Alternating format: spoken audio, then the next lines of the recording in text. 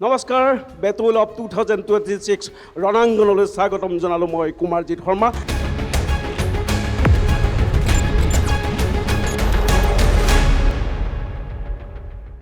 আমাৰ মংগলদৈ পাৰ্টি এনেকুৱা এগৰাকী প্ৰাৰ্থী যিয়ে নেকি 31 বছৰ ভাৰতীয় জনতা পাৰ্টিৰ বাবে ত্যাগ কৰিছে। শ্ৰেণীৰ মানুহ আছিলোঁ, আজি দৰিদ্ৰ সীমাৰেখাৰ তললৈ আপোনালোকৰ এই 10 বছৰত আপোনালোকে আমাক পঠালে। বৰ্তমান তেখেতসকলে যি ভাত খাই আছে বিজেপি দিয়া ভাত খাই আছে। আমি 26ত আপোনালোকে দেখিবলৈ পাব বিজেপিৰ অৱস্থা মংগলদৈ চিভিল হস্পিটেলৰ আজিৰ নিচিনা অৱস্থা হ'ব। হাক ঢোল এনেকৈ বজাই আছে যেনেকৈ কংগ্ৰেছে 70টা বছৰ বজাই পাৰ কৰিলে, ঠিক তেনেকুৱাকৈ 14ৰ পৰা বিজেপিয়ে বজাই পাৰ কৰি আছে। একো ক'বলৈ নাই কাৰণে বাৰে বাৰে আপোনালোকে জুবিন দাক মাতি আনে। জুবিন দা জুবিন দা ৰাজনীতিৰ উদ্ধাৰ, জুবিন দাক ৰাজনীতি পৰ্যায়ত নাহিব। আমি বিচাৰিছোঁ এনে এজন প্ৰাৰ্থী জয়ী হওক যিজনে অন্তত মংগলদৈৰ সৰ্বাংগীন উন্নয়নৰ কাৰণে কাম কৰিব পাৰে। একমাত্ৰ ভাৰতীয় জনতা পাৰ্টীয়ে নাৰীক প্ৰাধান্য দিছে, নাৰীক প্ৰাধান্য দিছে। অসম ভাৰতবৰ্ষৰ ভিতৰত 3 নম্বৰ ৰাজ্যত পৰিণত হ'ব গৈ আছে। কংগ্ৰেছ চৰকাৰ লৈ আহিয়ে দেখাম বাকী বিষয় কৈছে। গতিকে আমাৰ মংগলদৈত কংগ্ৰেছ কোনো আমাৰ কাৰণে ফেক্টৰে নহয়। মই এটি সমষ্টিত উপস্থিত আছোঁ যিটো হ'ল দৰং জিলাৰ অভিকেন্দ্ৰ স্বৰূপ মঙলদৈ বিধানসভা সমষ্টি। আৰু মঙলদৈ বিধানসভা সমষ্টি এইবাৰ বিশেষভাৱে উল্লেখযোগ্য হৈ উঠিছে কিয়নো এইবাৰ এই সমষ্টিত দুগৰাকী মহিলা প্ৰাৰ্থীয়ে কৰিব প্ৰতিদ্বন্দ্বিতা। কংগ্ৰেছৰ পৰা দিয়া হৈছে ৰিজু তালুকদাৰক প্ৰাৰ্থিত্ব আৰু বিজেপিৰ পৰা হ'ল নীলিমা দেৱীক দিয়া হৈছে প্ৰাৰ্থিত্ব। এনে ক্ষেত্ৰত এই সমষ্টি এইবাৰ হাই প্ৰফাইল সমষ্টিৰূপে অসমত বিশেষকৈ চৰ্চা লাভ কৰিছে। আৰু তাতকৈ ডাঙৰ কথা হ'ল ইমান দিনে এই সমষ্টিটো আছিল সংৰক্ষণযুক্ত, অৰ্থাৎ এই সমষ্টি আছিল SCৰ বাবে সংৰক্ষিত। কিন্তু এইবাৰ 2026ৰ যি সমষ্টি পুনৰ নিৰ্ধাৰণৰ পাছত যি নিৰ্বাচন অনুষ্ঠিত হ'ব তাৰ পাছত এয়া হ'ল এটা মুক্ত বিধানসভা সমষ্টি। মই প্ৰথমে সুধিব খোজোঁ যে 4 মে'ত ফলাফল ওলাব, কি হ'ব মঙলদৈত? বিজেপি কোন জিকিব মঙলদৈত? কোন জিকিব মঙলদৈত? কি কয় কংগ্ৰেছে, কি কয় কোন জিকিব?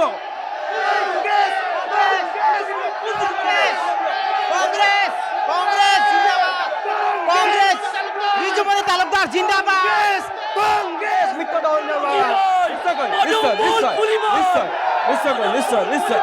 নিশ্চয় এয়া হ'ল বিজেপি জিন্দাবাদ।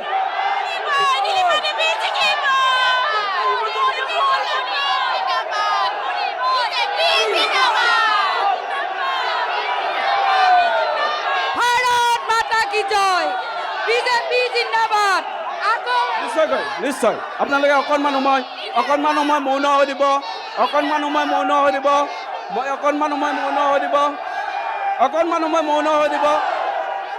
সময় এয়া হ'ল 1 মিনিট। এয়া দৰং জিলাৰ মঙলদৈ বিধানসভা সমষ্টিৰ ৰাজনৈতিক। মই আপোনাক সুধিব খুজিছোঁ অকণমান আপুনি থিয় হৈ দিয়ক, অকণমান মই আপোনাক সুধিব খুজিছোঁ যে আপোনালোকৰ প্ৰাৰ্থী এগৰাকী মহিলা প্ৰাৰ্থী, কংগ্ৰেছৰো মহিলা প্ৰাৰ্থী, আপোনালোকৰ প্ৰাৰ্থীগৰাকীৰ নামটো কি? নমস্কাৰ। প্ৰথমতে মই অসম লাইভৰ অনুষ্ঠানলৈ সকলোকে ধন্যবাদ জ্ঞাপন কৰিছোঁ। প্ৰথম কথাটো হ'ল আমাৰ মংগলদৈ পাৰ্টি এনেকুৱা এগৰাকী প্ৰাৰ্থী যিয়ে নেকি 31 বছৰ ভাৰতীয় জনতা পাৰ্টিৰ বাবে ত্যাগ কৰিছে। তেওঁৰ নামটো কি? তেওঁৰ নাম হ'ল নীলিমা দেৱী। অসম আন্দোলনত 17 দিন জেল খাটা এগৰাকী। নিশ্চয় মই আপোনাৰ ওচৰলৈ আহিম, কিন্তু মই সুধিব খুজিম আপোনাক এটা প্ৰশ্ন যে নীলিমা দেৱীক মঙলদৈৰ ভোটাৰে যে কিয় ভোট দিব লাগে? মঙলদৈৰ ভোটাৰে এইকাৰণে জিকিব, বিজেপিক ভোট দিব। মঙলদৈত উন্নয়নৰ চমক হৈছে। আপোনালোকে যদি চাই যোৱা 60 বছৰত কংগ্ৰেছৰ শাসন আছিল, মঙলদৈবাসীয়ে কি পাইছে? আমি মঙলদৈবাসীয়ে যদি পাওঁ 1000 কোটি টকাৰে স্কিল ইউনিভাৰ্চিটি লাভ কৰিছে। মঙলদৈবাসীয়ে লাভ কৰিছে দৰং মেডিকেল কলেজ বৰ্তমান নিৰ্মাণ হৈ আছে। আপোনালোকে যদি দেখা যায় আমাৰ কেঞ্চাৰ ৰোগী যথেষ্ট সংখ্যা বৃদ্ধি হৈছে। কেঞ্চাৰ হস্পিটেল মঙলদৈত নিৰ্মাণ হৈছে।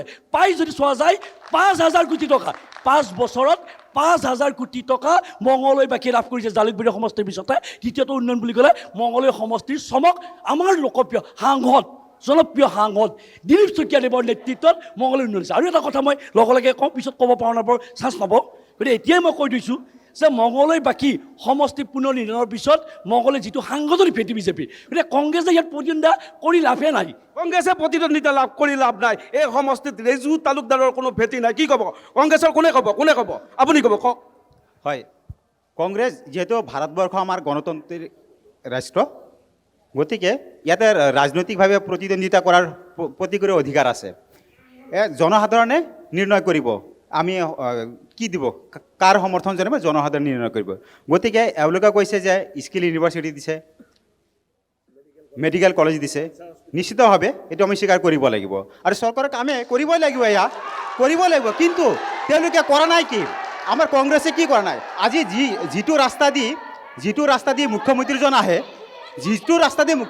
সেই ৰাস্তাখনো কংগ্ৰেছে বনোৱা গতিকে ষ্টেপ বাই ষ্টেপ যাব কৰাটো স্বাভাৱিক সেইটো আমি স্বীকাৰ কৰিব লাগিব আৰু প্ৰতিদ্বন্দ্বিতা জনসাধাৰণে ইয়াৰ সময়ে উত্তৰ দিব জনসাধাৰণ তাৰ পক্ষত আছে গৌতম বিজেপি কি ক'ব খুজিছে যি ৰাস্তাৰ কথা কৈছে আমি যদি তেনেকুৱা কথা ক'বলৈ যাওঁ বৰ্তমান তেখেতসকলে যি ভাত খাই আছে বিজেপিয়ে দিয়া ভাত খাই আছে ৰাস্তা উন্নয়ন কাম কৰিবই লাগিব ভাৰতীয় জনতা পাৰ্টি চৰকাৰ অহাৰ পিছত যিদৰে উন্নয়ন হৈছে এইটো ইতিহাসত লিখা থাকিব ডক্টৰ হিমন্ত বিশ্ব শৰ্মা ডাঙৰীয়াই অসমক যিদৰে উন্নয়নশীল ৰাষ্ট্ৰ হিচাপে লৈ গৈছে বিশেষকৈ আমাৰ দৰং জিলাক যেনেকৈ মংগলদৈ সমষ্টিক এটা পিছপৰা আমাৰ সমষ্টি হিচাপে আছিল তাক উন্নতিকৰণ কৰিবৰ কাৰণে আমাৰ ইতিমধ্যে বিতুপনে কৈছে দৰঙত স্কিল ইউনিভাৰ্চিটি মেডিকেল কলেজ এতিয়া আকৌ বাইপাছ আকৌ বাইহাটা চাৰিআলিৰ পৰা তেজপুৰলৈ যি 18,000 কোটিৰ কাম দিছে আৰু এনেকুৱা ধৰণৰ উন্নয়নমূলক কাম এইখন চৰকাৰৰ দিনত হৈছে আৰু গতিকে উন্নয়নৰ স্বাৰ্থত নীলিমা দেৱী ত্যাগ ৰাইজে দেখিছে নীলিমা দেৱী এইবাৰ 4 মে'ত পদুম ফুল ফুলিব 100% নিশ্চিত বৰ ধুনীয়া কথা কৈছে দাদাই আপোনালোকৰ দয়া আৰু আশীৰ্বাদতে আমি ভাতমুঠি খাই আছোঁ কাৰণ আমি মধ্যবিত্ত শ্ৰেণীৰ মানুহ আছিলোঁ আজি দৰিদ্ৰ সীমাৰেখাৰ তললৈ আপোনালোকৰ এই 10 বছৰত আপোনালোকে আমাক পঠালে BPL কাৰ্ডটো নহ'লে আমি চাউল কেইমুঠিও নাপালোঁ হয় সঁচাকৈ আমি আজি ভাতকেইটাৰ কাৰণে লাইন ধৰিব লগা হৈছে এই উন্নয়ন কৰিছে আপোনালোকে আমাৰ ইয়াতে আৰু আপোনালোকে কৈছে স্কিল ইউনিভাৰ্চিটি আপোনালোকে কৈছে মেডিকেল কলেজ বৰ ধুনীয়া কথা মঙলদৈত মেডিকেল কলেজ আহিছে ভাল কথা যাতে মঙলদৈ মেডিকেল কলেজটো আপোনালোকৰ TMCৰ নিচিনা তেজপুৰ মেডিকেল কলেজৰ নিচিনা নহয় এটা বেমাৰী যদি লৈ যোৱা যায় দাদা ইয়াতে নহ'ব আপোনালোকক গুৱাহাটী GMCলৈ ৰেফাৰ কৰা হ'ল ইমান দূৰলৈ যাবই নালাগে ইয়াতে মেডিকেল কলেজটো হৈ আছে প্ৰথমতে আপোনালোকে আমাৰ যিটো অসামৰিক চিকিৎসালয় আছে তাতে যাই কেনে চাওক না ঔষধ আছে না ডিস্পেন্সাৰীত কিবা বস্তু পোৱা যায় এটা চিৰিঞ্জ পৰ্যন্ত আমি বাহিৰৰ পৰা কিনিব লগা হয় তো আপোনালোকে সামগ্ৰিকভাৱে উন্নয়নৰ ঢাক ঢোল যে বজাই আছে ক'ত উন্নয়ন হৈছে কি উন্নয়ন হৈছে এইটোকে অসমৰ ৰাইজক আপোনালোকে দেখাব খুজিছে নেকি যে মঙলদৈত আপোনালোকে ইমান ডেভেলপমেণ্ট কৰিলে কি কয় বিজেপিয়ে কি কয় বিজেপিয়ে কি ক'ব বিজেপিৰ পৰা কিবা উত্তৰ দিবনে উত্তৰটো আমাৰ সকলো উত্তৰ আছে আচলতে মই উঠা হয় তথাপি তেওঁ উত্তৰটো দিব লাগিব কাৰণ তেওঁ উত্তৰটো নিদিলে ভুল হ'ব তেখেতে সম্পূৰ্ণ ভুল তথ্য দিছে 1 নম্বৰ কথা মঙলে তেখেতে কৈছে এতিয়া যাওক প্ৰমাণ কৰি মই লৈ যাম তেখেতক মঙলে চিভিল স্টোৰত যদি ইনজেকশ্যনটো কিনিব লগা অৱস্থা হয় মই উত্তৰ দিম তাৰ উত্তৰ তেনেকুৱা ভুল তথ্যৰে প্ৰচলিত নকৰিব বিজেপিৰ দিনত উন্নয়ন হৈছে আৰু উন্নয়নৰ চমক হৈছে 2 নম্বৰ কথাটো হ'ল তেখেতে কৈছে মেডিকেল কলেজত যাতে তেজপুৰৰ নিচিনা অৱস্থা নহয় আগত কংগ্ৰেছৰ দিনত কি আছিল কংগ্ৰেছে কি আছিল এতিয়া হ'বলৈ গৈ আছে হ'বলৈ যোৱাটো তেওঁলোকে বাধাৰ সৃষ্টি কৰিবলৈ পাচি সৃষ্টি কৰিছে গতিকে মঙলদৈত তেখেতসকলে উন্নয়নৰ চমক দেখিবলৈ পাইছে আৰু তেওঁলোকে কৈছে আমি প্ৰত্যাহ্বান গ্ৰহণ কৰিছোঁ যদি চিৰিঞ্জটো কিনিব নালাগে আমি আপোনালোকৰ প্ৰত্যাহ্বান গ্ৰহণ কৰিছোঁ মেডিকেল কলেজত আজিৰ তাৰিখত চিৰিঞ্জ কিনিব লাগে এতিয়াই প্ৰত্যাহ্বান দিম ভুল আমি প্ৰত্যাহ্বান গ্ৰহণ কৰিছোঁ আপুনি প্ৰত্যাহ্বান জনাইছে আমি গ্ৰহণ কৰিছোঁ কৈছে আমি 26ত আপোনালোকে দেখিবলৈ পাব বিজেপিৰ অৱস্থা মংগলদৈ চিভিল হস্পিটেলৰ আজিৰ নিচিনা অৱস্থা হ'ব প্ৰথম কথা দ্বিতীয় কথা তেওঁলোকে কৈছে উন্নয়ন মই এগৰাকী গৰীয়া সম্প্ৰদায়ৰ যুৱক তেওঁলোকে যে কয় স্বাভিমানী অসমীয়া আৰে স্বাভিমানী অসমীয়া 19 গৰাকী বিধায়কৰ নাম কৰ্তন হ'ল তেওঁলোক স্বাভিমানী নাছিল নেকি আৰে আপোনালোকৰ দলৰ যিগৰাকী ইয়াত বিধায়ক আছিল মঙলদৈ তেওঁ কিয় বেলেগ দললৈ গ'ল আচলতে তেওঁৰ 1 টকাৰ পৰা 100 কোটি টকাৰ হিচাপ হৈছিল হিমন্তৰ অপচন আছিল আপুনি বিজেপি আহিবনে পৰিয়ালৰ লগত থাকিব তাৰমানে তেওঁ কংগ্ৰেছৰ দিনত দুৰ্নীতিত লিপ্ত হৈছিল কংগ্ৰেছৰ দিনত তেওঁ দুৰ্নীতি হিমন্ত বিশ্ব শৰ্মাৰ যেতিয়া বিজেপিৰ শাসন চলি আছিল সেই সময়ত তেখেতে চোৰাংচোৱা হিচাপে কাম কৰিছিল আৰু আমাৰ কথা নহয় স্বয়ং বিজেপিৰ নেতা জয়ন্ত দাসে কৈছে বিজেপি ডাষ্টবিন আৰু আমাৰ যিবোৰ পেলনীয়া বস্তু আমি ডাষ্টবিনত থলোঁ, আমাৰ পেলনীয়া বস্তুবোৰ আমি ডাষ্টবিনত থলোঁ। আমাৰ কথা নহয়, জয়ন্ত দাসৰ কথা, বিজেপিৰ উপসভাপতি। চোৰাংচোৱা আছিল বসন্ত দাস, এইটো এটা অন্য বিষয়, মই তালৈ নাযাওঁ। কিন্তু তৃণমূল কংগ্ৰেছৰ এগৰাকী প্ৰাৰ্থী ইয়াত উপস্থিত আছিল। কোন আছিলে দাদা? আপুনি আছিলে, কওক। আপুনি কোন কোন বিষয়বোৰ লৈ কি কি উদ্দেশ্য লৈ এইবাৰ নিৰ্বাচনত অৱতীৰ্ণ হৈছে এই সমষ্টিৰ পৰা? প্ৰথমে মই আমাৰ 50 নং মঙলদৈ সমষ্টিৰ সৰ্বদলীয় যি এতিয়া উপস্থিত আছে সকলোকে শুভেচ্ছা জ্ঞাপন কৰিছোঁ আৰু আপোনালোকক শুভেচ্ছা জ্ঞাপন কৰিছোঁ। আমি ইয়াতে এনেকৈ তৰ্ক বিতৰ্ক হাত চাপৰি চবেই মাৰি আছোঁ, সেইটো বাৰু ঠিকেই আছে। মই উঠি অহা যুৱ প্ৰজন্মৰ পৰা প্ৰতিনিধিত্ব কৰিছোঁ তৃণমূল কংগ্ৰেছক। আজি 4 বছৰ দৰং জিলাৰ সভাপতি হিচাপে যোৱা পঞ্চায়তত মই বান্দিয়াৰ আঞ্চলিক পঞ্চায়তৰ সদস্য জিকাইছোঁ নিজে, আৰু এজন মই ওজা গাঁৱত 2nd পজিশ্যনত ৰখাইছোঁ। কথা হৈছে আমাৰ উদ্দেশ্য চৰকাৰ আহিলে উন্নতি কৰিব লাগিব, বিকাশ কৰিব লাগিব। কিন্তু এখন চৰকাৰ আহিলে যিকোনো শাসকীয় পক্ষই মানৱ বিৰোধী কাৰ্যকলাপত যেতিয়া জড়িত হ'ব, সেইখন চৰকাৰৰ পক্ষে মই ভাবোঁ কোনো সুনাগৰিক তেওঁলোকৰ পক্ষত নাথাকে, কোনো পক্ষই নাথাকে। চৰকাৰ এখনে বিকাশ কৰিব লাগিব, এইটো কংগ্ৰেছেও কৰিব, বিজেপিয়েও কৰিব, TMCও কৰিব, সকলোৱে কৰিব লাগিব, এইটো চৰকাৰৰ নিয়ম হয়, কৰিব লাগিব। কিন্তু এইটো ক'তো সংবিধানত লিখা নাই যে কোনোবা চৰকাৰ আহিলে সেই শাসকীয় পক্ষই মানুহৰ ওপৰত অমানৱীয় অত্যাচাৰ কৰিব। এইটোত আমাৰ জাতি ধৰ্মৰ কথা আহি পৰিছে। আৰু মই বৰমূৰীয়াসকলক সুধিব বিচাৰিছোঁ, তেওঁলোকে যে ডেভেলপমেণ্ট বুলি চিঞৰি আছে, কি আমাৰ ঘৰৰ চোতালত ATM বহাই দিছে নেকি? ATMৰ পৰা পইচা মাৰি আমি চলি আছোঁ। মঙলদৈত আপুনি কি কৰিব? মঙলদৈত আপোনাৰ যদি জয় হয় আপুনি কি কৰিব? চাওক, সাধাৰণ খাতি খোৱা ৰাইজৰ ঘৰত যদি এতিয়া মানুহ যায়, এক ৰাতি থাকি আহে, তেতিয়া বৰমূৰীয়াই গম পাব ডেভেলপমেণ্ট কি হৈছে। মোৰ কথা হৈছে, আমি প্ৰথমতে আমি চৰকাৰ গঠন কৰিব নোৱাৰোঁ। আপোনাক কৈছোঁ, মই 4 বছৰ যি সমাজৰ মাজত লাগি আছোঁ, মই দুখীয়া ধূলি বালি সংমিশ্ৰণৰ মূলৰা হয়, মই ধূলি বালি সংমিশ্ৰণে ডাঙৰ হৈছোঁ, আৰু সাধাৰণ জনতাৰ মাজত যাই মই যি পাইছোঁ, এইবাৰ যি আমাৰ কংগ্ৰেছ আৰু বিজেপিৰ যি প্ৰতিনিধি দিছে, প্ৰতিনিধিৰ একো নাই, সেই প্ৰতিনিধিৰ ৰাইজৰ লগত সম্পৰ্ক নাই। আপোনাৰ জয় নিশ্চিত? জয় নিশ্চিত, নিশ্চয়। একাংশ সংগঠন আছে, আপুনি কোনটো সংগঠনৰ পৰা আহিছে? মই অসম সংখ্যালঘু সংগ্ৰাম পৰিষদৰ দৰং জিলাৰ সমিতিৰ সভাপতি মফিদুল ইছলাম। আচলতে আজি আমি ইয়াতে ৰণাংগন বুলি টক শ্ব' এখনত আহিছোঁ। এনেকুৱা লাগিছে যে ইয়াত বিজেপিৰ সভাত আহিছোঁ নতুবা কংগ্ৰেছৰ সভাত আহিছোঁ। তেওঁলোকে বিগত সময় বছৰৰ ঢাক ঢোল এনেকৈ বজাই আছে, যেনেকৈ কংগ্ৰেছে 70টা বছৰ বজাই পাৰ কৰিলে, ঠিক তেনেকুৱাকৈ 14ৰ পৰা বিজেপিয়ে বজাই পাৰ কৰি আছে। কথা হ'ব লাগে, আজি মঙলদৈ সমষ্টিত দুটাকৈ দলৰ প্ৰাৰ্থীসকল আছে। তেওঁলোক ৰিজুমণি তালুকদাৰ আৰু আমাৰ বিজেপিৰ প্ৰাৰ্থী। তেওঁলোকে অনাগত সময়ত কি কাম কৰিব, কি কাম লৈ ৰাইজৰ মাজলৈ যাব, ৰাইজক কি আশ্বাস দিব, সেই এটা পজিটিভ ভাইবত কথা বতৰাখিনি আলোচনা কৰিব লাগে। তাৰ কাৰণে মই আপোনালোকে বিচাৰে কি, কওক? আমি বিচাৰোঁ মানে চাওক, মঙলদৈ সমষ্টিত বিগত বছৰত আমাৰ বসন্ত দাস MLA আছিল কংগ্ৰেছৰ পৰা, তাৰ আগতে বিজেপিৰ পৰা আছিলে গুৰুজ্যোতি দাস। কিন্তু দুয়োটা দলৰে দুয়োগৰাকী বিধায়কেই বিশেষকৈ আমাৰ পূব মঙলদৈত আমাৰ সংখ্যালঘু অধ্যুষিত অঞ্চলবোৰত উন্নয়নৰ নামত মাত্ৰ আমাক ঢাক ঢোলহে বজালে, আমাক টুপিহে পিন্ধালে। কাৰণ আজি বৃহত্তৰ গা ধোৱা অঞ্চলত ইমান হেজাৰ মানুহ আছে, তাত গুৰুজ্যোতি দাস বা বসন্ত দাসদেৱে দলং এখন দিব বুলি প্ৰতিশ্ৰুতি দিছিলে। আজিৰ তাৰিখলৈকে তাতে বাঁহৰ খাকুৰে মানুহ পাৰ হ'বলগীয়া হৈছে, আৰু 30 টকা 20 টকাকৈ ভাড়া দিবলগীয়া হৈছে ব্যক্তিগতভাৱে। আজি উন্দোলাঝাৰৰ পৰা আপোনাৰ মঙলদৈ উঠাৰ একমাত্ৰ যিখন ৰাস্তাৰ যিটো অৱস্থা, মানুহ খোজকাঢ়ি যাব নোৱাৰিব, তাত দলঙৰ যথেষ্ট প্ৰয়োজন। নিশ্চয়, এওঁলোকৰ বিশাল দাবী হ'ল, যিসকলে এইবাৰ প্ৰতিনিধি হ'ব, যিসকলে মঙলদৈক প্ৰতিনিধিত্ব কৰিব, তেওঁলোকৰ কাম হ'ল এওঁলোকৰ যি অঞ্চলত যি উন্নয়ন হোৱা নাই বুলি কৈছে, সেই উন্নয়ন কৰা। আৰু কোনোবা সংগঠন আছে নেকি? আৰু কোনোবা সংগঠনৰ লোক আছে নেকি? মই আপোনাৰ ওচৰলৈ গৈছোঁ, কিন্তু আপুনি অকণমান থিয় দিয়ক। আপুনি কৃষক মুক্তি কি ক'ব? পোনপ্ৰথমে আপোনাক আমি দৰং জিলালৈ আদৰণি জনাইছোঁ, আমি কৃষক মুক্তি সংগ্ৰাম সমিতিৰ তৰফৰ পৰা।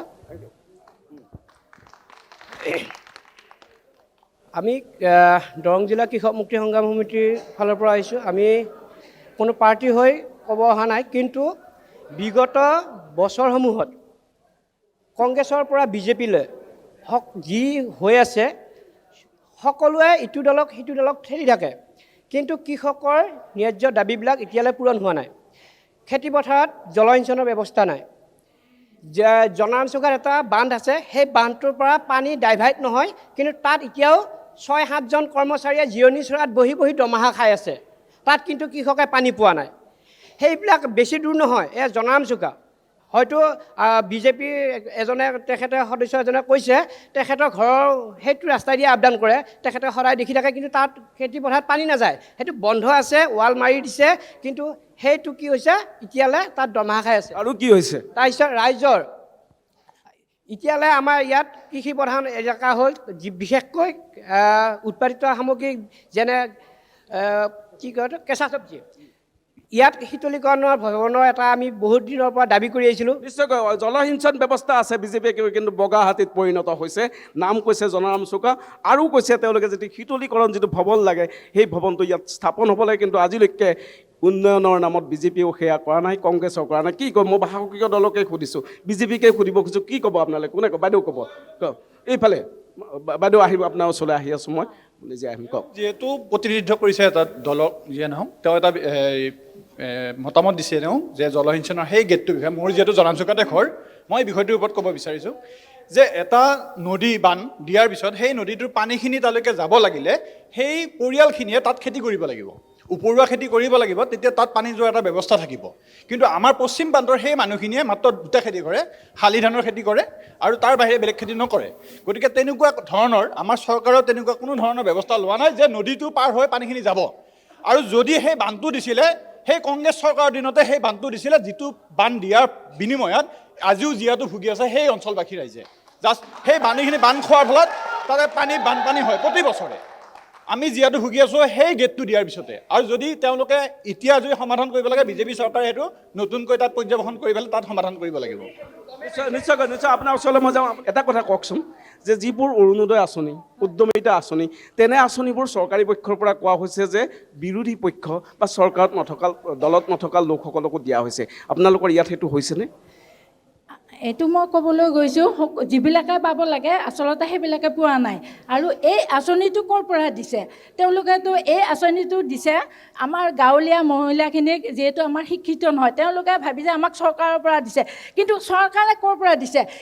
আজি 2,28 কোটি টকা যিখিনি ঋণ হৈছে, সেই ঋণখিনি আমি ধাৰত পোত গৈছোঁ নাই। আজি এতিয়া আমাৰ এয়াৰপৰ্ট বিক্ৰী গৈছে আৰু বিক্ৰী গৈছে, তাৰপিছত জুবিন দাই ন্যায় দিব নোৱাৰিলে। কিয় নোৱাৰিলে? কিয় নোৱাৰিলে? সেইটো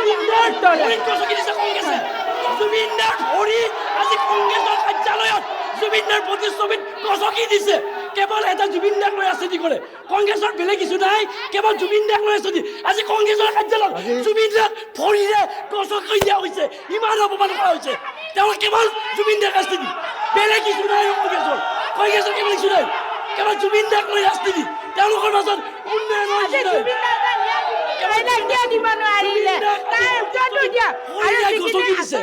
কংগ্ৰেছৰ কাৰ্যালয়ত জুবিনদাৰ ইছ্যু দেখাই পেলাই জুবিনদাৰ এইটো কৰিলে নহয়, কাৰণ তেখেতৰ প্ৰতিচ্ছবি ভৰিৰে গছকিয়াই পেলাইছিল কংগ্ৰেছৰ কাৰ্যালয়ত। এওঁলোকে যেতিয়াৰ পৰা জুবিনদাৰে ঘটনাটো ঘটিছে, প্ৰত্যেক মুহূৰ্তত জুবিনদাক ৰাজনীতিৰ মজিয়ালৈ মাতি আনে।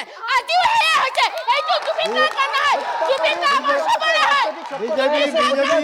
হত্যাকাৰী ৰাজনীতিকৰণ হ'ব পাৰে, আমি ন্যায় বিচাৰে কিয় ৰাজনীতি হ'ব নোৱাৰে? তাৰ উত্তৰ বিজেপি হত্যাকাৰী ৰাজনীতিৰ আশ্ৰয়ত জীয়াই আছে।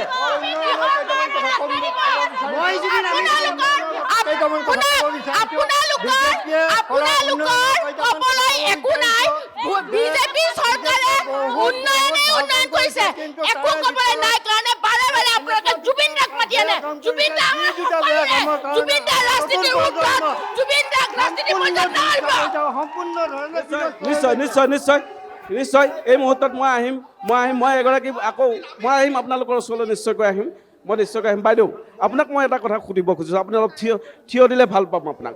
যে যিবোৰ আঁচনিৰ কথা কৈছিলোঁ, সেই আঁচনিসমূহ ভালদৰে বিতৰণ নোহোৱা, যিয়ে হিতাধিকাৰী হ'ব লাগিছিল তেওঁক হিতাধিকাৰী কৰা নোহোৱা বুলি যিটো অভিযোগ উত্থাপন কৰা হৈছে কংগ্ৰেছৰ পৰা, আপুনি কি ক'ব? প্ৰথমতে মই আপোনালোকৰ নিউজ চেনেলক ধন্যবাদ জনাইছোঁ। আচলতে এইখন কেণ্ডিডেটৰ যিটো উপযুক্ততা সমষ্টিত, সেইটো আপোনালোকে নিৰূপণ কৰিব আহিছে। ইয়াত বিভিন্ন ধৰণৰ কথা হৈছে, হ'ব ইয়াত দল বিভেদে বহুত কথা, কিন্তু ইয়াৰ কথা মই তেখেতৰ কথাটো আপুনি সুধিছে। আঁচনি বুলি কওঁতে প্ৰত্যেক চৰকাৰেহে কিছু কিছু আঁচনি দিয়ে। এই দিয়াৰ পিছত যিখিনি আঁচনি আমাক দিলে, হয় আপোনাৰ গাঁৱত 1000 মানুহ দুখীয়া, তাৰ ভিতৰত কেইটাই পাব? 99টাই পাব। তাৰ মাজতে বাছনি হ'ব। এই যে প্ৰক্ৰিয়াটো, এই প্ৰক্ৰিয়াটো ৰাইজৰ হাতত দিয়া হৈছে। অকল কোনো অফিচাৰে বা MLA চহী কৰি দিয়া নাই, ৰাইজে সেই প্ৰক্ৰিয়াত গৈ পাইছে। তাৰ মাজতো ইমানখিনি কথা যে 8টা কেটেগৰী দিছে। আজি আপোনালোকে জানক 8টা কেটেগৰী দিছে, পাইছে। এতিয়া মই ক'লোঁ লোনৰ কথাটো, ঋণ লোৱা কথাটো। এই যে ঋণ লোৱা কথাটো কয়, মানে আমি যে 2 তালা ঘৰ বনাওঁ, ঘৰ এখনৰ কাৰণে আমি হাউচ লোন লওঁ নে নলওঁ? লওঁ। আৰু হাউচ লোনটোৰ জৰিয়তে আমি ঘৰখনৰ উন্নয়ন চাওঁ নে নাচাওঁ? চাওঁ। কিন্তু এই যে লোনৰ কথাটো দোহাই দিয়ে, আজি যদি দেশৰ উন্নয়ন হ'ব লাগে, তেতিয়া ক'ৰ পৰা হ'ব? তৃণমূল পৰ্যায়ৰ পৰা। তৃণমূল পৰ্যায়ৰ যিখিনি ঋণ দিয়ে, সেই ঋণখিনিৰ কাৰণে চৰকাৰেতো জাপি দিয়া কথাটো মই নস্যাৎ কৰিছোঁ। তেওঁ আচলতে নাজানে ঋণটো কিহৰ কাৰণে লয়, ঋণটো কি। আৰু যিটো কথা আহিলে জুবিন গাৰ্গ ডাঙৰীয়াৰ কথাটো, তেখেতৰ ন্যায়টো বিচাৰে, কিন্তু ন্যায় দিব কোনে? আদালতে। নিশ্চয় ন্যায় দিব আদালতে, কিন্তু এই মুহূৰ্তত নিৰপেক্ষ লোকসকল কোনফালে আছে? দত্ত ডাঙৰীয়া, আপুনি অকণমান কওক। কংগ্ৰেছ বিজেপিয়ে যিখিনি কথা কৈছে, কি কয় আপুনি ইয়াক? আচলতে মই আপোনালোক ইয়ালৈ অহাৰ কাৰণে, ঐতিহ্যমন্দিৰ নাট্য মন্দিৰত আহি এই টক শ্ব' পতাৰ কাৰণে আপোনালোকক ধন্যবাদ জনাইছোঁ। আচলতে মই প্ৰথমতে এটা কথা কৈ লওঁ, যদিও দুয়ো দলে কথা কৈ আছে, এগ্ৰেছিভ কিন্তু নাই, মানুহৰ মুখত হাঁহি। আচলতে দুয়ো দলৰ মাজত ধুনীয়া মিলাপ্ৰীতি আছে তেওঁলোকৰ মাজত। মই এই মিলাপ্ৰীতিটো বজাই থকাটো মই বিচাৰিছোঁ, কাৰণ তেওঁলোকেও গম পায় বৰ্তমান ৰাজনীতি পৰিৱেশটো মঙলদৈ সমষ্টিত কিভাৱে চলি আছে। ইয়াৰ আগতে আমাৰ গুৰুজ্যোতি দাস আছিল বিজেপিৰ, ভাল কাম কৰিও যোৱাবাৰ পৰাজিত হৈছিল। বসন্তৰ দাস আহিল কংগ্ৰেছৰ, কিন্তু তেওঁ কিছুদিন পিছতেই কংগ্ৰেছৰ পৰা বিজেপিক সমৰ্থন কৰি কাম কৰিলে। আৰু এটা কথা স্বীকাৰ কৰিবলৈ, কাম কিন্তু যথেষ্ট হৈছে, তাৰ নোহোৱা কাম আছে, কাম হৈছে। কিন্তু তথাপিও মঙলদৈ সমষ্টিটো কংগ্ৰেছ আৰু বিজেপিৰ কিন্তু দুয়ো দলৰে ঘাটি। কাৰণ বিজেপি চৰকাৰ থকাৰ অৱস্থাত কংগ্ৰেছৰ প্ৰাৰ্থীজন জয়ী হৈছিলে, গতিকে কোনো সহজভাৱে ল'ব নালাগে। কিন্তু এইবাৰ প্লাছ পইণ্ট হৈছে কি, বিজেপি যিগৰাকী প্ৰাৰ্থী দিলে তেওঁ বহু পুৰণি এগৰাকী কৰ্মকৰ্তা, যাৰ প্ৰাৰ্থিত্বই কাকো বিভেদৰ সৃষ্টি কৰা নাই, কোনো পদত্যাগ কৰা নাই। কিন্তু তাৰ পৰিৱৰ্তে কংগ্ৰেছৰ প্ৰাৰ্থীগৰাকী দিয়াৰ লগে লগে, কংগ্ৰেছৰ প্ৰাৰ্থীটো ঘোষণা কৰাৰ লগত আচলতে বিচাৰিছিল যুগল শইকীয়াৰ নামটো চবে বিচাৰিছিলে। চবেই মানে কংগ্ৰেছৰ শিবিৰত বহুতে আশা কৰিছিল তেওঁ জয়ী হ'ব, তেওঁক দিব আৰু যুঁজখন ভাল হ'ব। কিন্তু কি কাৰণত হঠাতে সভাপতিগৰাকীক ইয়াত প্ৰাৰ্থিত্ব দিলে আমি নাজানো, তেওঁলোকৰ দলীয় কথা। দিয়াৰ লগে লগে কিন্তু জ্যেষ্ঠ উপসভাপতিকে ধৰি সাধাৰণ সম্পাদকে ধৰি বহুজনে ইতিমধ্যে কিন্তু পদত্যাগ কৰিছে। সেইটো তেওঁলোকৰ কাৰণে মাইনাছ। এইটো কিন্তু দলটোক অলপমান দুৰ্বল কৰিছে। গতিকে সময়ত দেখা যাব। কিন্তু মই কওঁ দুয়ো দলৰে, কংগ্ৰেছে হওক বিজেপিৰে হওক, দুয়ো দলৰে কিন্তু ইয়াত ঘাটিটো যথেষ্টখিনি আছে। আমি বিচাৰিছোঁ এনে এজন প্ৰাৰ্থী জয়ী হওক, যিজনে অন্ততঃ মঙলদৈৰ সৰ্বাংগীন উন্নয়নৰ কাৰণে কাম কৰিব পাৰে। কেইটামান কথা উলিয়াইছে, হয় আমাৰ জলসিঞ্চনৰ ব্যৱস্থাটো আৰু উন্নত কৰাৰ নিশ্চয় প্ৰয়োজন আছে, সেইখিনি আমাৰ কৰিব লাগিব। কাৰণ বহু ঠাইত উদং হৈ থাকে পথাৰ। গতিকে শীতলী ভৱনটো এটা অন্যতম কিন্তু দাবী। কাৰণ আমাৰ শীতলী ভৱনৰ অভাৱত আমাৰ খেতিয়কসকলে আলুৱে হওক যিকোনো বস্তু আমাৰ অতি পটককৈ বেছি দিব লাগে, কম দামত বিক্ৰী কৰি দিব লাগে। আজি ৱেষ্ট বেংগলত যদি যায়, গাঁৱে গাঁৱে শীতলী ভৱন আছে। আৰু সেইকাৰণে তেওঁলোকে আজি 6 টকা মূল্য তাতে আলু, কিন্তু তেওঁলোকে বিক্ৰী কৰা নাই, তেওঁলোকে শীতলী ভৱনত থৈ দিছে। 18 টকা 20 টকা 30 টকা যেতিয়া হ'ব তেতিয়া ওলাই দিব। গতিকে শীতলী ভৱন আমাৰ যথেষ্ট পৰিমাণ, খাৰবৈতিয়াৰ ফালে এটা হৈছিলে, তাৰ আগতে ৰৌতাৰ ওচৰত এটা হৈছিলে, সেইটো আচলতে কাম নহ'ল। গতিকে মই আশা কৰিম যে শীতলী ভৱন, জলসিঞ্চন এনেধৰণৰ কাম, আৰু ডক্তৰৰ আমাৰ অভাৱ আছে। মঙলদৈত যথেষ্ট ডক্তৰৰ অভাৱ আছে। ভাল ডক্তৰ কিছু যিখিনি ঘাটি আছে, ঘাটিখিনি পূৰণ কৰক। মেডিকেল কলেজখনলৈ কিছু আমি আশাৰ ৰেঙনি দেখিছোঁ। নিশ্চয় আমাৰ দৰংখন বা মঙলদৈখন আগুৱাই যাব। তাকে নিশ্চয় মই আৰু এজন নিৰপেক্ষ ব্যক্তিৰ ওচৰলৈ যাম। মই এগৰাকী নিৰপেক্ষ ব্যক্তিৰ ওচৰলৈ যাম, কিন্তু মই পঞ্চায়ত প্ৰতিনিধি এগৰাকী আছে, আপুনি অলপ থিয় দিবলৈ কি ক'ব? আমি উন্নয়ন কি সকলোৱে দেখিয়ে আছোঁ। আৰু যদি মই ক'বলৈ যাওঁ, এইবাৰ উন্নয়নৰ পৰিচয়টো আপোনালোকে আমাৰ যি নিৰ্বাচন আহি আছে সেই ৰিজাল্টতে আপোনালোকে গম পাব যে আমাৰ বিজেপি চৰকাৰে কিমান উন্নয়ন কৰিছে।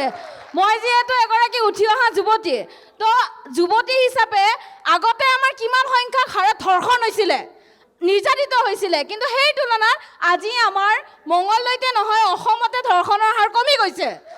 নাৰীক সন্মান পোৱা নাছিলে, আজি পুৰুষ প্ৰধান দেশখনত একমাত্ৰ ভাৰতীয় জনতা পাৰ্টীয়ে নাৰীক প্ৰাধান্য দিছে, যাৰ কাৰণে আজি নাৰীয়ে সকলো বিজেপি চৰকাৰে য'ত নেকি নাৰী সবলীকৰণৰ কথা কয়, ইতিমধ্যে আপোনালোকে দেখিছে প্ৰাৰ্থী তালিকাত 6জনী মহিলাক অন্তত টিকেট দিছে, য'ত নেকি আপোনাৰ 126 ভিতৰত নাৰী সবলীকৰণ আপোনাৰ চিনাকি নেকি? নাৰী সবলীকৰণ বুলি কয় নেকি? নাৰী আমাৰ দলৰ নাৰী সুৰক্ষিত নহয়। গুৱাহাটী হেড অফিচ যে বিজেপিৰ অফিচ নাৰী সুৰক্ষা নহয়। আমি মুখৰ কথা নহয়। আমাৰ দলত এইটো সংস্কাৰ নাই, নাৰী নহয় পুৰুষ সকলোৱে দলৰ বাবে লাগিব পাৰে, কিন্তু পদত্যাগ আমাৰ কোনো নাৰীয়ে কৰা নাই।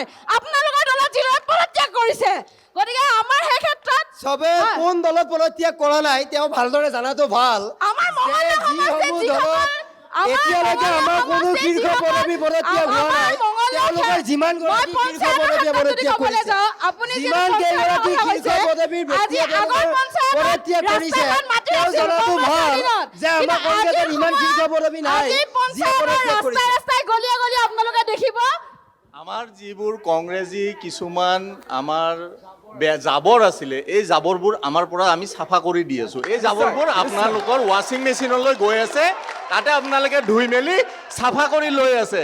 যেনে দাদা অকণমান আপুনি থিয় দিব, কি কয় আপুনি, কি ক'ব? নমস্কাৰ, প্ৰথম আপোনালোকৰ মংগললৈ স্বাগতম জনাইছোঁ। আচ্ছা, নিৰপেক্ষ হিচাপে ক'বলৈ হ'লে মই কওঁ, প্ৰথম কথা, যিটোৱে আপোনাৰ ৰাজনীতি দল নহওক জুবিনক মাজত নানিব। জুবিন আমাৰ আৱেগ। যিকোনো ৰাজনীতি দলক দেখা পাইছোঁ যে জুবিনৰ কথাটো লৈ আহে। জুবিনে কৈ গৈছিলে পলিটিক্স নকৰিবা বন্ধু। মই সেইসকলক ক'ব বিচাৰিছোঁ, মই আজি এই মঞ্চত ক'ব বিচাৰিছোঁ, আজি কিমান দিন হৈছে আজি জুবিনৰ মৃত্যু হোৱা কওক। যদি জুবিনক ভাল পায় মৃত্যু হোৱা কংগ্ৰেছে লঠিয়াইছে, জুবিনক লঠিয়াইছে।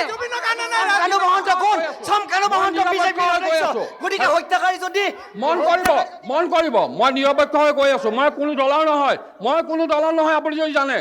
মই কৈছোঁ সমষ্টি উন্নয়নৰ কাৰণে আমি যিকোনো লগত আমি থাকিব পাৰোঁ, দল যিয়ে নহওক, যদি সমষ্টি উন্নয়ন হয়।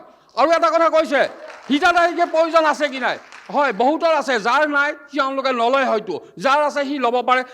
কংগ্ৰেছ থাকোঁতেও দিছিলে, বিজেপি থাকোঁতেও দিছিলে, যাৰ প্ৰয়োজন এওঁ লৈছে। কিন্তু আপোনালোকৰ আলোচনাৰ বিষয় হ'ব লাগিব উন্নয়ন সমষ্টিৰ কি বাকী আছে।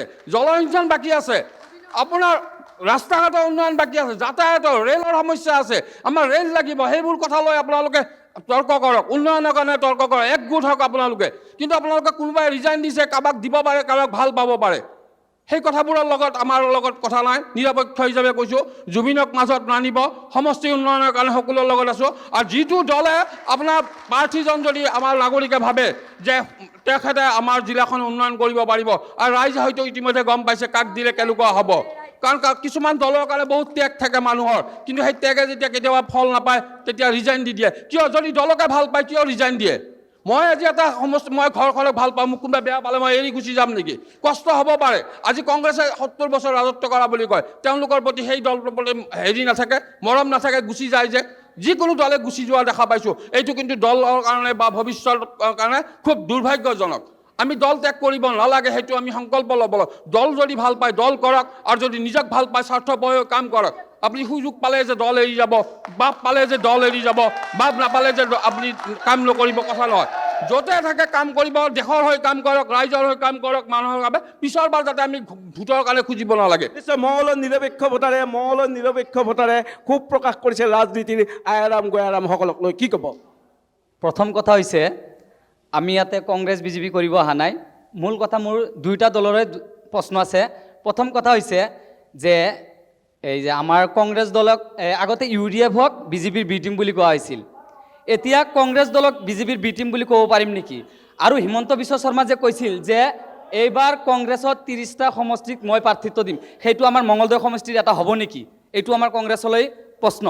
তাৰ পৰৱৰ্তী প্ৰশ্নটো হৈছে এটাই প্ৰশ্ন, বৰ ধুনীয়া প্ৰশ্ন কৰিছে চাগে। ইয়াৰ কাৰণে মই আপোনাৰ ওচৰত যাম, মই আপোনাৰ ওচৰত আহিম, আপোনাৰ ওচৰত আহিম। ইফালে কি কয় কংগ্ৰেছে যে আপোনালোকে বুজাবুজি কৰিছে, সংগঠনে অভিযোগ কৰিছে, মোৰ অভিযোগ নহয়, কি কয়? তাৰ কথাটোত মই ধুনীয়াকৈ তেওঁক বুজাই দিব বিচাৰিছোঁ যে আপোনাৰ যিটো 30টা ছিট দিয়াৰ কথা কৈছিলে, সেই 30টা ছিট দিয়াৰ 15টা দিব পৰা মানুহ 2জন আপোনালোকৰে বিজেপিৰ তাত গুচি গৈছে।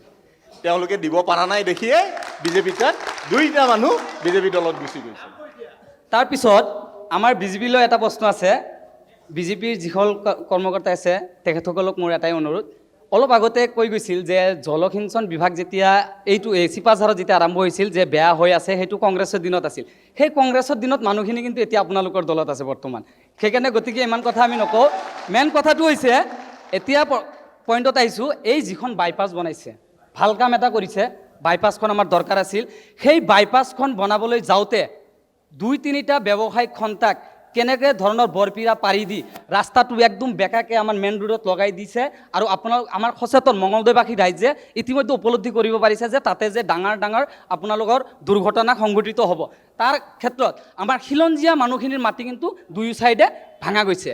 কাৰ স্বাৰ্থত এনেকুৱা কৰি আছে, সেইটো প্ৰশ্ন আমি বিজেপিলৈ এৰিছোঁ। বিজেপিয়ে এইখিনি এনচাৰ আমাক দিব লাগে। তাৰ পৰৱৰ্তী সময়ত আৰু লাষ্ট এটা কথা কৈ দিম, কংগ্ৰেছে যি কৈছে যে উন্নয়ন কৰিছে, উন্নয়ন কৰা নাই বা কৰিছে, উন্নয়ন চৰকাৰ আহিলে উন্নয়ন কৰিব।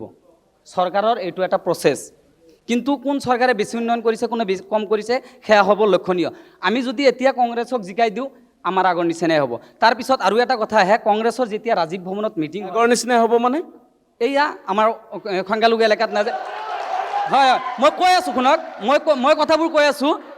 কংগ্ৰেছৰ যিসকল প্ৰতিনিধিত্ব কৰিবলৈ আহিছে ৰাজীৱ ভৱনত যিসমূহ কথা হয় যে আপোনালোকে মাইনৰিটি এলেকাত যাব নালাগে, এইখিনি ভোট আমাৰ ৰিজাৰ্ভ, সেইখিনি কথা আপোনালোকে বাদ দিয়ক। এতিয়া উন্নয়নৰ কথা কওক, আমি ছাপোৰ্ট কৰিম। তাৰপিছত আৰু এটা কথা কৈছে যে মঙলদৈ বিতুপন দাই নে কোনোবাই কৈছে যে মঙলদৈ চিভিলত বোলে চব এভেইলেবল, আপুনি এতিয়াই যাওক। এতিয়া এটা কাটিছে, যদি চিলাই লগাব লগা হয় এই প্ৰেছক্ৰিপশ্যন লিখি দিয়ে যে সূতাখিনি কিনি লৈ। মই নিজে প্ৰমাণ দিব পাৰিম, মই যিহেতু আমি ইয়াৰ লোকেল।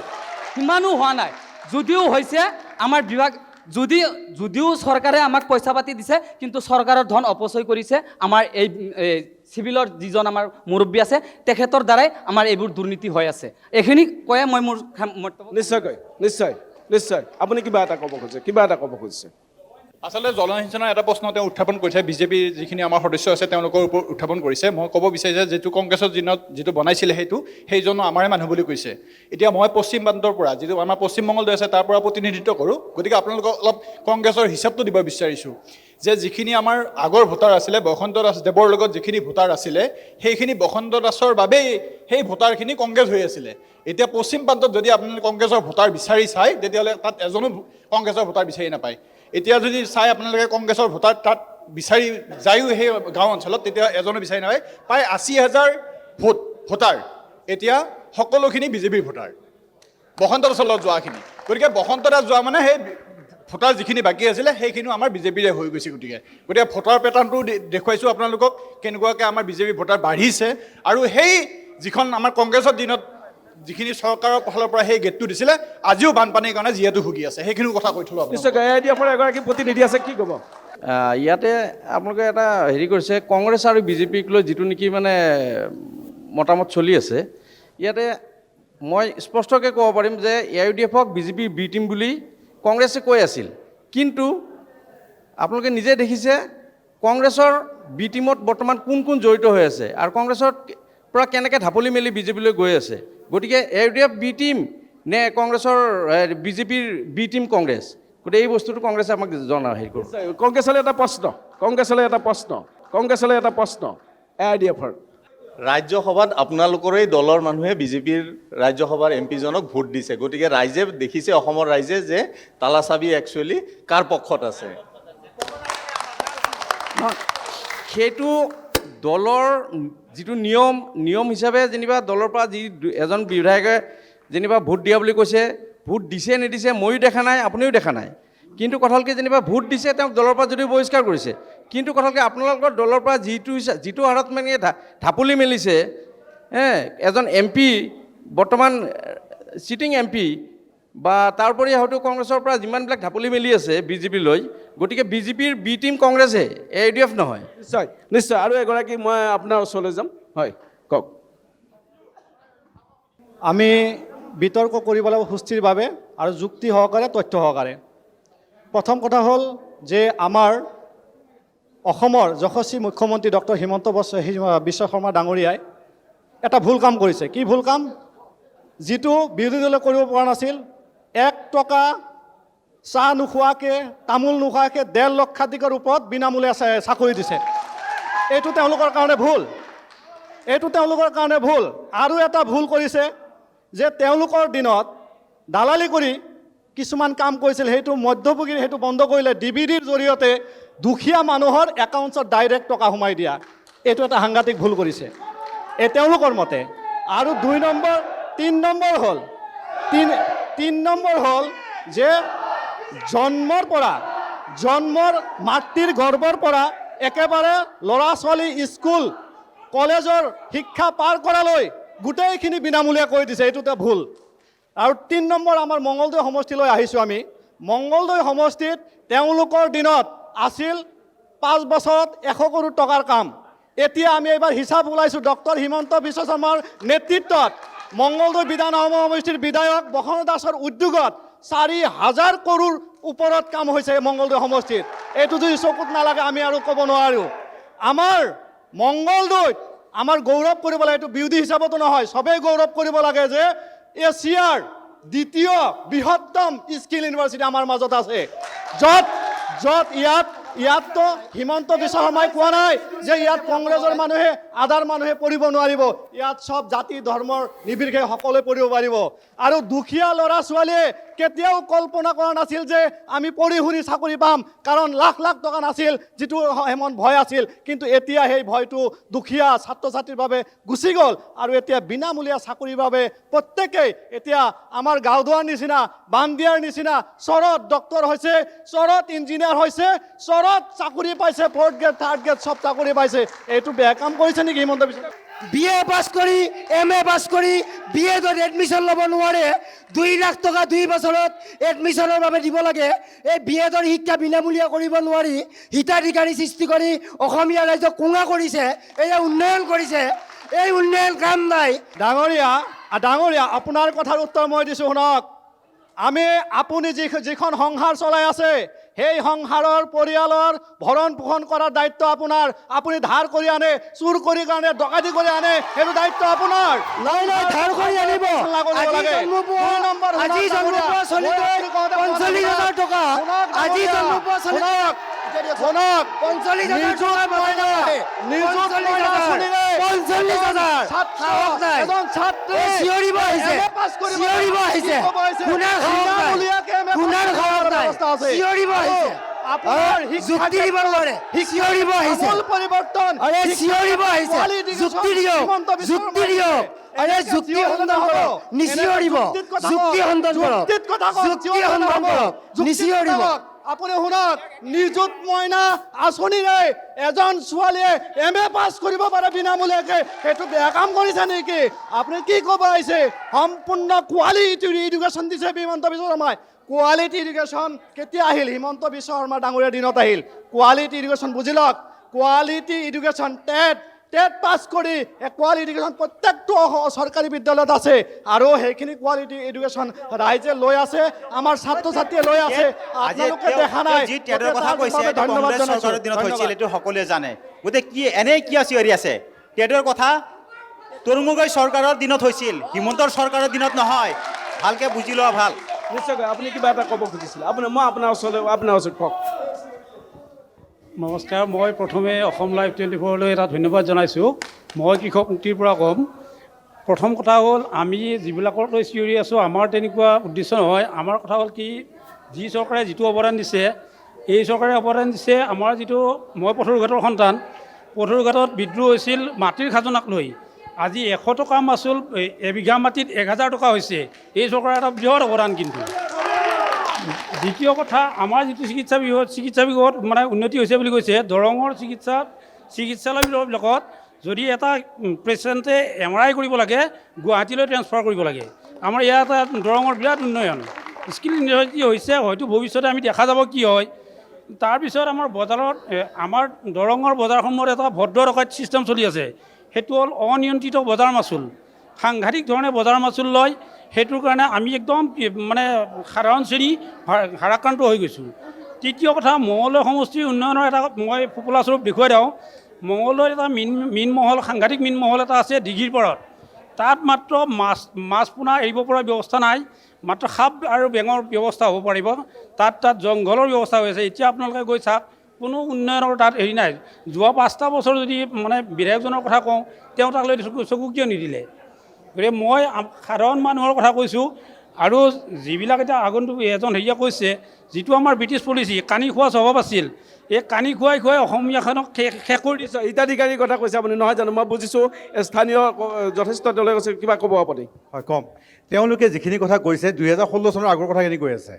যিখিনি কথা কৈ আছে তেওঁলোকে 2016 চনৰ আগৰ সেই অসমখনৰ কথা কৈ আছে।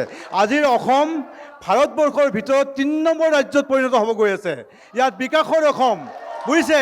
আপোনালোকৰ দিনত, শুনক, আপোনালোকৰ দিনত 1000 কোটি টকা পাইছিলে, 1000 কোটি টকা আছিলে। আৰু শুনক, অসমত বৰ্তমান ভয় ভোগ ভ্ৰষ্টাচাৰ মুক্ত এখন অসম হৈ আছে। আপোনালোকৰ সত্ৰৰ মাটি 1 লাখ 1.5 লাখ বিঘা মাটি বেদখল মুক্ত হৈছে। আপোনালোকৰ দিনত সেই সত্ৰ বেদখল কৰিছিল, সেই বেদখল মুক্ত হৈছে। আজি অসমত শুনক, আজি মংগলদৈখনত কি হোৱা নাই? আজি স্কিল ইউনিভাৰ্চিটি হৈছে, মেডিকেল কলেজ হৈছে, প্ৰতিখন বিদ্যালয়ত আজি সুন্দৰ সুন্দৰ বিদ্যালয় হৈছে।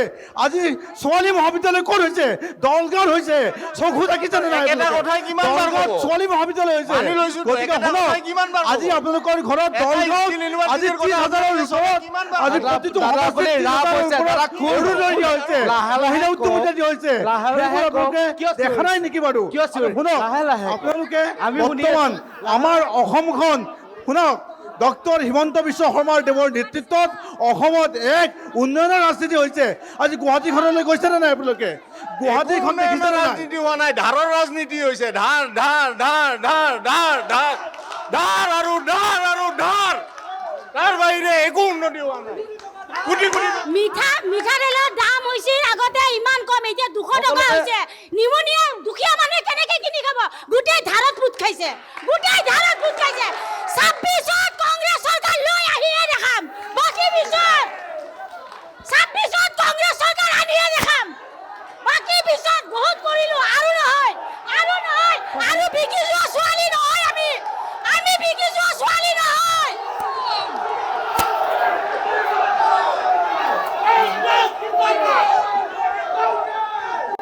চাওক, প্ৰথমতে আছিল বিকিলে, আৰু বিকিব লগা একো নাই।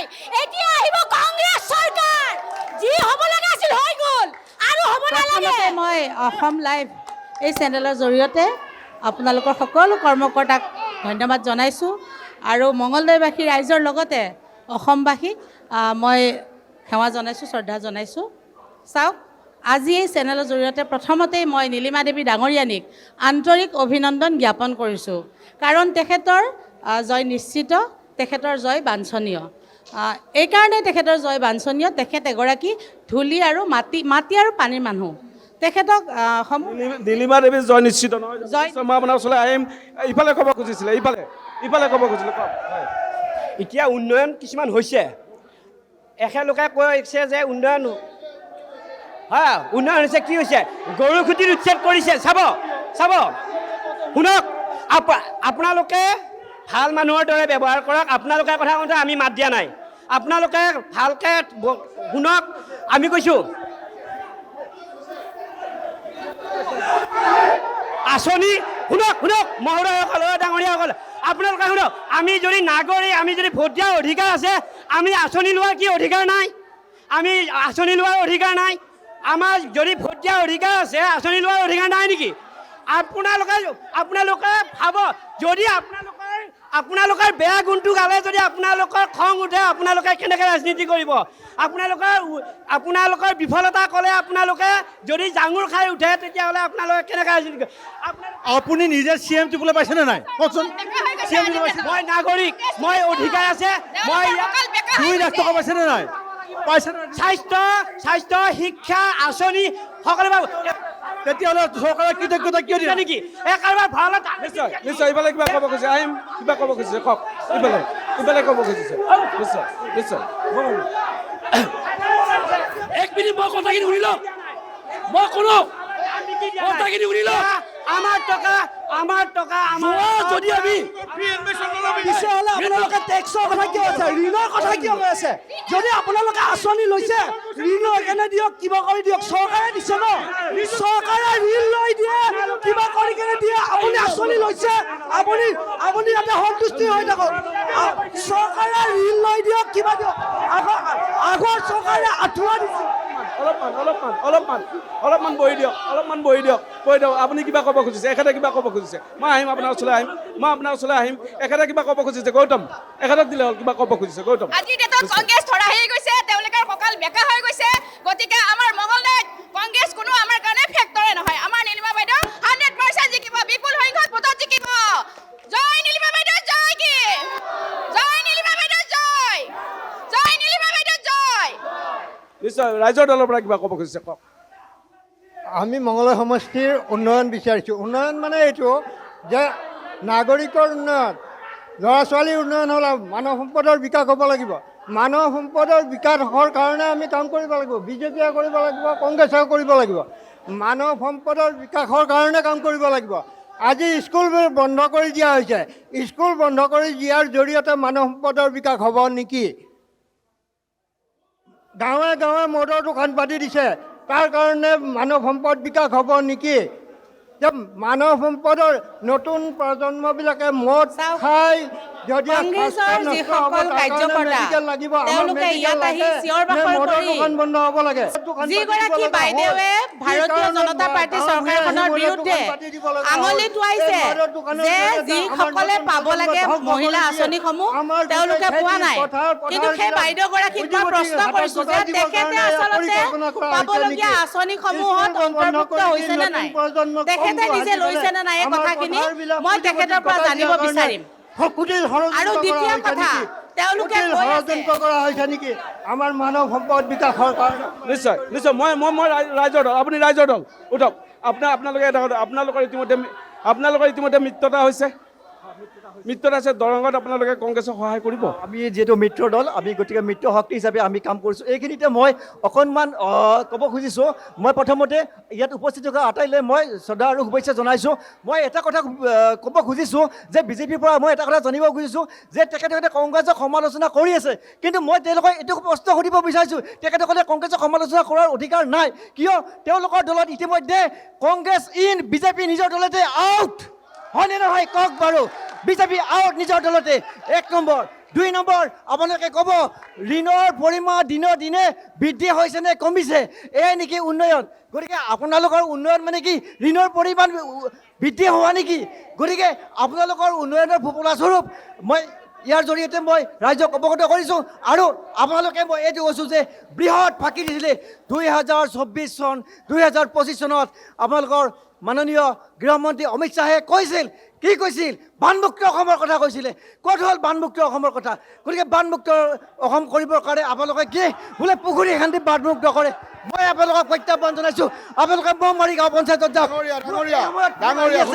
যে তাৰ পৰা অমৃত সৰোবৰ বাইপাছৰ ৰাস্তা দুই জেগা কৰি ধোৱা বিল লৈ আছে মই সহজা নাই গতিকে এয়া নেকি অমৃত আপুনি আপডেটে হোৱা নাই কংগ্ৰেছ যিটো দল তেওঁলোক আপডেটে হোৱা নাই আজিলৈকে মই আজিৰ দিনটোত আপডেট হোৱা নাই আপোনালোক আমাৰ বিলাক যায় আপোনালোকৰ তাত ভৰ্তি হ'ল আজি মই এটা কথা আজিৰ দিনটোত এই কংগ্ৰেছ দলটো এটা মই উদাহৰণ দিওঁ আজিৰ দিনটোত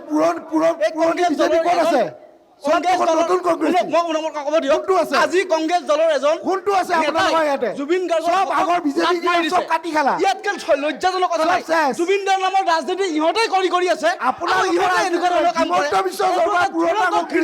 অসমৰ ৰাইজে আপোনালোকক মাফ নকৰে জুবিন গাৰ্গৰ ৰাজনীতি কোনে কৰিছে জুবিন গাৰ্গৰ ৰাজনীতি বিজেপি চৰকাৰে কৰিছে ময়ো জুবিন আমিও জুবিন কোনে আৰম্ভ কৰিছিল ময়ো জুবিন আমিও জুবিন কোনে আৰম্ভ কৰিছিল তেনেহ'লে কি কৰিছে ময়ো জুবিন আমিও জুবিন কোনে আৰম্ভ কৰিছিল যুৱক যুৱতীক বিনা পইচা 1 টকা খৰচ নোহোৱাকৈ চাকৰি দিছে কি এয়া নিবনুৱা সমস্যা দূৰ হোৱা নাই আৰু কৈ আছে আঁচনি আৰু বহুতে ইয়াতে আঁচনি লৈছে তাৰ জৰিয়তে আমি নিবনুৱা সমস্যা দূৰ কৰাৰ প্ৰচেষ্টা চলি আছে গতিকে কংগ্ৰেছে বিৰোধ কৰিব লাগে কাৰণে ক'ব লাগে কাৰণে কৈ আছে তাৰ বাহিৰে কোনো ধৰণৰ এনচাৰ নাই যিটো মেডিচিনৰ দাম যিটো 30 টকাৰ এটা প্ৰেছাৰ টেবলেটৰ দাম আছিল এতিয়া 160 টকা হৈছে গতিকে আকাশলংঘী দাম হৈছে গতিকে আপোনালোকে অন্ধভক্তসকলে ইমানখিনি বুজি পাই বুজি নাপায় ধৰিলে নহ'ব নহয় আপুনি ধান কিমানত বিক্ৰী কৰিছে আপুনি 1 মোন ধান কিমান টকাত বিক্ৰী কৰিছে অসমত হ'ব আপুনি কিমান টকাত ধান বিক্ৰী কৰিছে আপুনি আজি কিমান টকা দৰমহা পাইছে মানুহে আমাৰ আয়ুষ্মান দিছো আমি আয়ুষ্মান ভাৰত দিছো আমি ফ্ৰী চিকিৎসা কৰি দিছো ফ্ৰী চিকিৎসা বস্তুৰ দাম বাঢ়িছে ইনকাম বাঢ়িছে দৰমহা বাঢ়িছে আপোনালোকে মানুহবোৰ আপডেট হোৱা নাই আপোনালোকে কংগ্ৰেছে যোৱা পঞ্চায়ত নিৰ্বাচনত যদি কথা কওঁ আমি যদি যোৱা পঞ্চায়ত নিৰ্বাচনত ৰঙামাটিক পাৰ্টীয়ে দিব পৰা নাই আলকনতে জিকিছো আমি এবছৰ আগত যোৱা লোকসভা নিৰ্বাচনত মঙলদৈ বিধানসভা সমষ্টি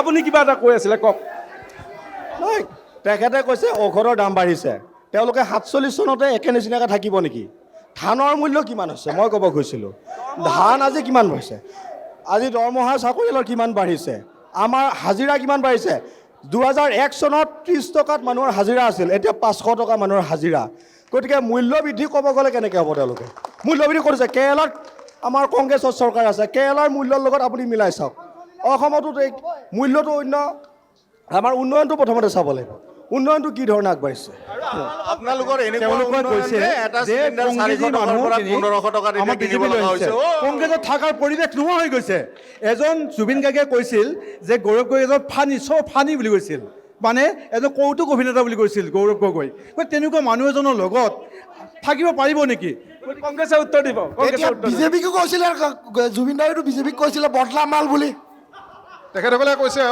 ঔষধৰ দাম বঢ়া বুলি কৈছে কিন্তু ঔষধ তেখেতে হয়তো নাজানে দুটা এটা জেনিক আৰু এটা বেন নেমৰ ঔষধ এটা বাঢ়িব পাৰে কিন্তু জেনিক ঔষধৰ দাম এতিয়ালৈকে বঢ়া নাই দাদা ঔষধৰ লগত জড়িত মানুহ জুবিন গাৰ্গৰ প্ৰসংগত মই কৈছো যে কেঞ্চাৰৰ ইনজেকচনৰ দাম আগতে 1000 টকা আছিল এতিয়া 15000 টকা আপোনালোকে নানিব জুবিন দাক মাজত নানিব তথাপিও কংগ্ৰেছে এটা কথা কৈ আহি আছে যে জুবিন গাৰ্গ কংগ্ৰেছে 70 বছৰ উন্নতি একো কৰা নাই জুবিন দাই যেতিয়ালৈ ন্যায় নাপাব নামটো লৈ কেনে ৰাজনীতি কৰিব জুবিন দাই যেতিয়ালৈ ন্যায় নাপাব আপোনালোকেও ক'ব লাগিব আমিও ক'ব লাগিব ৰাস্তাত আপোনালোকেও আহিছিলে আমিও আহিছিলোঁ 2026 আমি ৰাস্তাত অহাৰ পিছত আপোনালোকেও ৰাস্তাত ন্যায় বিচাৰি আহিছিলে চাওক মেডিচিনৰ কথা যিটো কৈছে মই মেডিচিনৰ অভিজ্ঞতা আছে আজিৰ পৰা বেছি নহয় 10 বছৰ আগত যিটো মেডিচিনৰ দাম 50 টকা আছিল এতিয়া 150 টকা হৈছে মই নিজে প্ৰুফ আছে যদি মই দেখাই দিম ইমান দাম বাঢ়িছে আৰু কংগ্ৰেছক ধন্যবাদ দিব লাগিব মূল্যবৃদ্ধিৰ যিটো কথা কৈছে মিঠাতেল 70 টকা লিটাৰ 70 বছৰত 70 টকা লিটাৰ হৈছে 10 বছৰত 200ৰ ওপৰত নিশ্চয় কি ক'ব অলপ সংগঠনৰ পৰা অলপ জানিব খুজিছোঁ কওক চাওক আজি দুয়োটা দলেই প্ৰথমতে কৈ গৈছোঁ এক অস্থিৰ পৰিৱেশ ইয়াতে সৃষ্টি কৰি লৈছে আৰু তেওঁলোকে য'তেই ফচে তাতেই জুবিন গাৰ্গৰ নামটো তেওঁলোকে মাতে আচলতে জুবিন দাৰ বিষয়ে মাত মাতিবলৈ না বিজেপিৰ অধিকাৰ আছে না কংগ্ৰেছৰ অধিকাৰ আছে কাৰণ এটা সময়ত আমাৰ অসমৰ মুখ্যমন্ত্ৰীয়ে কৈছিল যে ন্যায় আমিহে দিম আৰু আজি কৈছে যে ন্যায়ালয়ে দিব সমান্তৰালভাৱে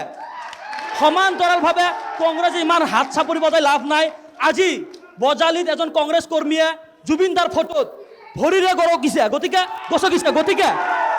গতিকে জুবিন দা কংগ্ৰেছৰো সম্পত্তি নহয় বিজেপিৰো সম্পত্তি নহয় জুবিন দাই অসমৰ প্ৰতিজন অসমীয়া স্বাভিমানী অসমীয়াৰ সম্পত্তি আৰু জুবিন দাৰ সৃষ্টিৰাজিক অমৰ কৰি ৰখা জুবিন দাক অমৰ ৰখা এইটো অসমৰ প্ৰতিজন নাগৰিকৰ দায়িত্ব গতিকে মই আহ্বান জনাম মঙলদৈ সমষ্টিত আমাৰ বিজেপিৰ প্ৰাৰ্থী আৰু কংগ্ৰেছৰ প্ৰাৰ্থীয়ে তেওঁলোকে অনাগত সময়ত কি বিষয় লৈ ৰাইজৰ মাজত যাব আৰু কি উন্নয়ন কৰিব এই বাৰ্তা দিয়ক মঙলদৈ সমষ্টিৰ ৰাইজে তেওঁলোকে এই টেলিভিশ্যনটো চাই এই শ্ব'টো চাই তেওঁলোকে কি শুনিব কি বুজিব আপোনালোকে দুয়োটা প্ৰাৰ্থীয়ে ৰাইজৰ কিন্তু পচন্দ এআইডিএফৰ পৰা কিবা ক'ব নেকি দাদা কিবা ক'ব আপুনি ফোনটো ল'ব নে ক'ব আহক দাদা অকণমান আগুৱাই দিলে ভাল হ'ব কওক হয়, আপোনালোকক আজি পাই আনন্দিত হৈছোঁ।